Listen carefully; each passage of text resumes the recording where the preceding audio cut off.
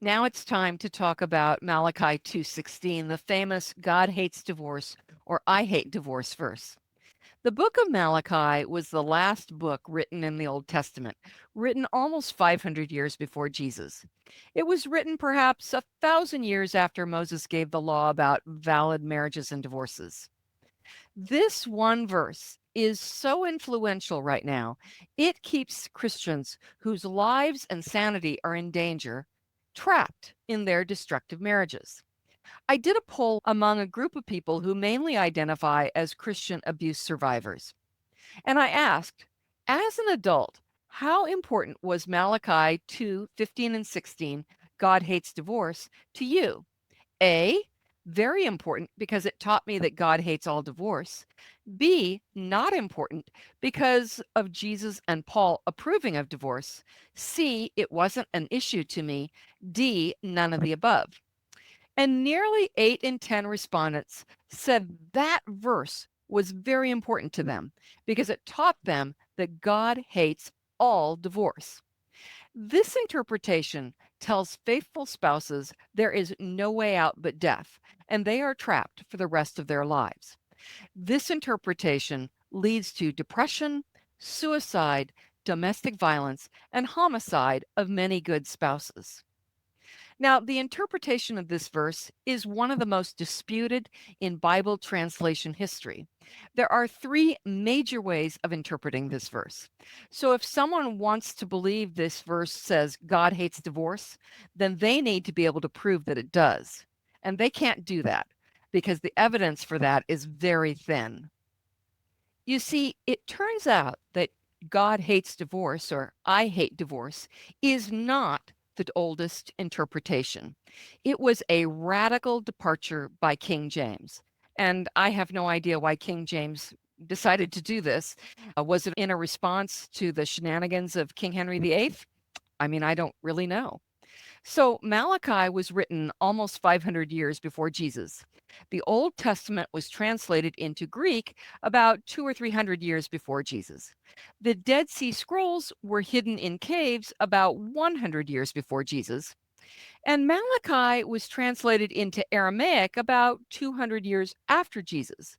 Then it was translated into the Latin, the Vulgate, about 382 AD. It was documented in the Masoretic text about AD 900. It was translated into English in the Wycliffe Bible in the 1300s. And in the 1500s, it was translated into common languages like the Coverdale, Matthew, Luther, Bishop's Great Bible, Geneva Bible of John Calvin, and Douay Rheims. So, why isn't this common knowledge? Why have we always been led to believe that I hate divorce is the oldest rendering? I'll be honest with you. My opinion, this kind of information is viewed by theology professors as interesting historical trivia. But for those of us Christians who needed a life saving divorce, this verse kept us and our kids trapped way too long in an abusive, neglectful, or unfaithful marriage. So, how was that Bible verse interpreted in the first 2,100 years? It's been interpreted two major ways before the King James. The first way is God condemning unjust divorce. So it's talking about a man who merely hates and divorces his wife. He doesn't have any real reason to do so. The man who hates and divorces his wife, says the Lord, the God of Israel, does violence to the one he should protect, says the Lord Almighty. So be on your guard and do not be unfaithful. The other common way of interpreting Malachi 2:16 was the idea that divorce was preferable for the wife to being abused behind closed doors in her own home. So let's take a look at the Geneva Bible from John Calvin. If thou hatest her, put her away. Put her away is just a euphemism for divorce, says the Lord God of Israel. Yet he covereth the injury under his garment. He's hiding, he's covering up the injury. It's behind closed doors, it's in secret, in the privacy of her own home, saith the Lord of hosts. Therefore, keep yourselves in your spirit and transgress not. So the last interpretation, God hates divorce, first appeared 2,100 years after Malachi was written. And by the way, it's that first one, God condemning unjust divorce if he hates and divorces his wife. That is the interpretation that has been used since 1999. So we need to look at the context of the book of Malachi. The context is that God is angry at fakers and liars who cheat him and their wives. He's not angry at divorce, he's angry at con artists. How do these leaders of Judah behave? Well, toward God, they don't treat him with honor. They show contempt for God. They bring sacrifices to God's altar that even the governor would reject. They demand God's kindness. They profane God's altar. They call proper worship a burden and treat God with contempt. They vow to offer appropriate sacrifices, but they cheat God with blemished ones.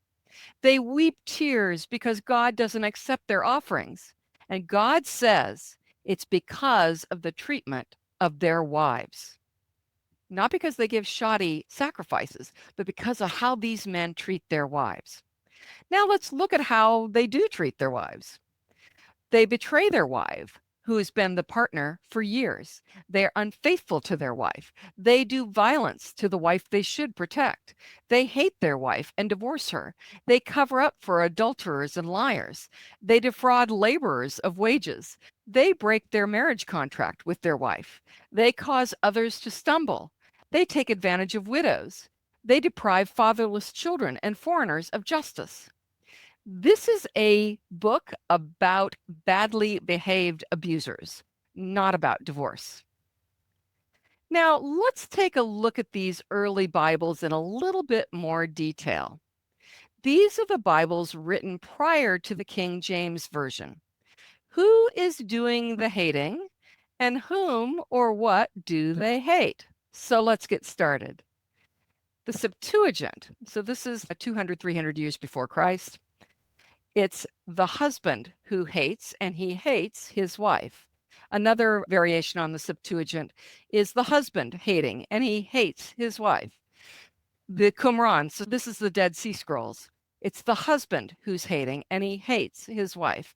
The Aramaic, it's the husband who's hating, and who does he hate? His wife. The Latin Vulgate, it's the husband who's hating, and he hates his wife. Who does the hating? In the Masoretic text, it's the husband. Who does he hate? His wife. In the Wycliffe Bible, who does the hating? The husband. Who does he hate? His wife. In the Coverdale Bible, who does the hating? The husband. Who does he hate? His wife. In the Matthew Bible, who does the hating? The husband. Who does he hate? His wife. In the Great Bible, who does the hating? The husband. Who does he hate? His wife. In the Luther Bible, who does the hating? The husband. Who does he hate? The wife. In the Bishop's Bible, are you getting tired? I'm getting tired. In the Bishop's Bible, who does the hating? The husband. Who does he hate? His wife. In the Geneva Bible of John Calvin, who does the hating? The husband. Who does he hate? His wife. In the Douay, who does the hating? The husband. Who does he hate? His wife. In the King James Bible, who does the hating? God. What does he hate, or who does he hate? Divorce. Now, by the way, you could create this chart yourself. You don't need any special knowledge. Just use Bible Hub or Bible Gateway and studybible.info. After King James, there were no new major Bible translations for 250 years. And then suddenly, over the next 140 years, 8 new major Bible translations came out. And they followed King James's radical interpretation. From 1611 to 1996, all major translations jumped on the bandwagon.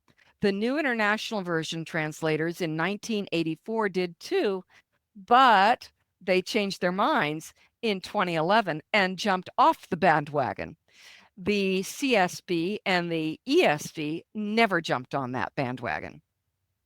Since 1996, the major new Bible translations have gone with the interpretation condemning unjust divorce, those divorces without valid grounds.